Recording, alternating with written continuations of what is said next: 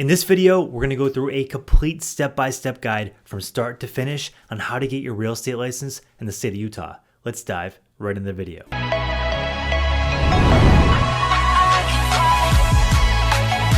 My name is Chris with the Empire Real Estate YouTube channel. On this channel, we help real estate entrepreneurs build their real estate empires. Before we get started, I want to offer you our free How to Get Licensed to Start Your Real Estate Career Guide. Everything in this video, plus more, is inside that guide, so click the link down below to get your copy today. So, you want to get your real estate license in the state of Utah, but you just don't know where to start. There's a ton of information on the internet, but in this video, my hope is to put it all together for you in a simple step-by-step guide so you know exactly what steps you need to take in order to get your real estate license in Utah. So the first thing you have to do is meet some of the basic requirements, because you don't want to go through this entire process just to find out that you can't get licensed anyway. So the very first step is you have to be 18 years old or older, and you must have a high school diploma or a GED. The very first step in this process is completing your real estate pre-licensed education classes. Now in Utah, you're required to complete 120 hours of state-approved pre-licensed education.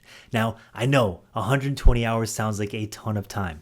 The good news is you're gonna learn a lot during the process and you're gonna get a lot of takeaways. Now, if you have a busy schedule or you just think packing that 120 hours into your regular week is gonna be hard, there is some good news. There are state-approved schools that offer these classes online, and if you want to check them out, there's an affiliate link down below to the school that we recommend, and I think you'll really like what they have to offer, and it does make it a lot more flexible so you can get this done at your own pace. Once you complete your real estate pre-licensed education classes, you can go take the test. But before you do that, I would suggest you put the brakes on the entire process for 2 weeks. Now, this is going to help you actually pass the exam when you sit down and take it. If you didn't know, the real estate exam has a very high failure rate. There's a lot of questions and they can be quite tricky. And in order to pass and have a higher chance of passing, I suggest you take 2 weeks to study, and I would time block that study time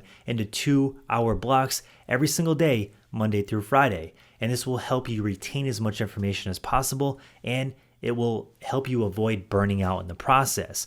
Now, I wouldn't go any longer than 2 weeks because then you're just gonna start procrastinating. And I know some people that have done this process and they've just been studying for the last year and they never even sat down to take their test. And that could be a huge waste of time. So I would allow yourself 2 weeks to really study and get the information in.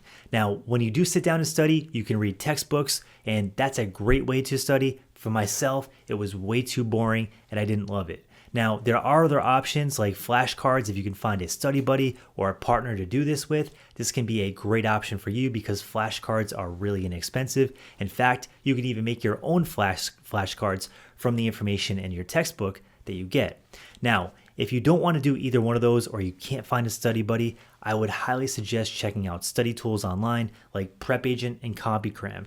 Now, Prep Agent and CopyCram are test-like simulation tools that will put you through the entire process and give you test-like simulations so you feel very comfortable with the test. And my favorite part about using these tools is it gives you live feedback when you answer questions. So as soon as you answer a question wrong, it shows up red and it tells you exactly why you answered it wrong. And it helps you really understand all the content and why you answered it wrong. So when you go back to it, it's going to feel a lot more natural answering that question, and you could even gauge based on the percentage scores how likely you are to pass at the actual exam, and it will actually pinpoint what areas you need to work on more. So using a tool like this can be a complete cheat code, but if you don't want to use this or invest in this, using the textbooks or flashcards can work also. Just make sure you get time in to study. Once you get that done, it's time to schedule the exam. Now, the exams are taken at Pearson VUE Testing Center, and you're going to want to bring a basic non-scientific calculator and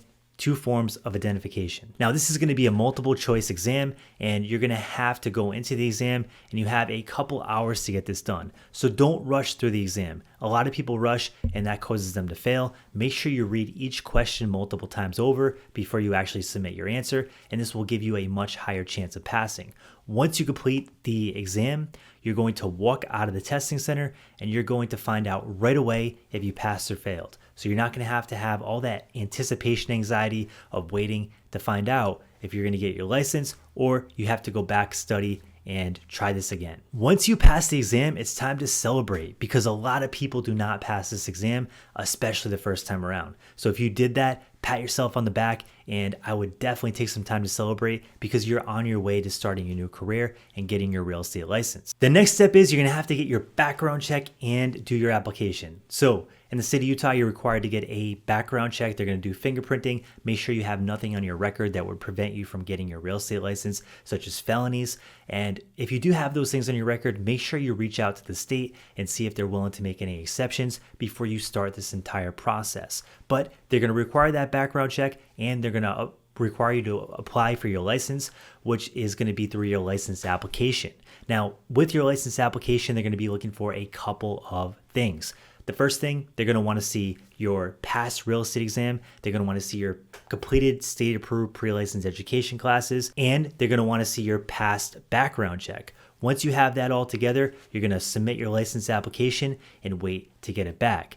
In the meantime, you want to start with the next step. Now, the next step is looking for the perfect brokerage. Now, when picking a brokerage as a new agent, this is one of the most important steps, and it can be one of the most fun steps because you're almost done with this process. You're just about to get your license and start your new career, and you want to make sure you pick the right brokerage and find the right mentor to help you get your business off the ground. The very first thing I would look for in a mentor is someone that's going to be there and be able to help. Finding a mentor that's able to help is one thing, but you also want to make sure that they have training classes in place to help you get through this entire process. Because if you didn't know, 87% of new agents fail out of the business within their first couple of years. And to avoid being that statistic, you're going to want to find a brokerage that has a course and a mentorship program for new agents and has training in place so that you feel like you're getting the knowledge you need to take your business to where it needs to be. The next thing I would find out is I would find out how this brokerage drives business. Now, the majority of brokerages are not going to hand you leads. They're not going to give you really much of anything. They might give you some training. They might give you some support. But at the end of the day, you're an independent contractor and you're going to have to go get business on your own. Now, there are some exceptions to the rule. One of the exceptions is if you join a real estate team or a real estate brokerage that's kind of ran like a team that provides leads and systems and support for a lower split. Now, these can be great options for new agents because it's going to allow you to get new clientele. It's going to allow you to get out there and get rolling, and it can be a really good thing.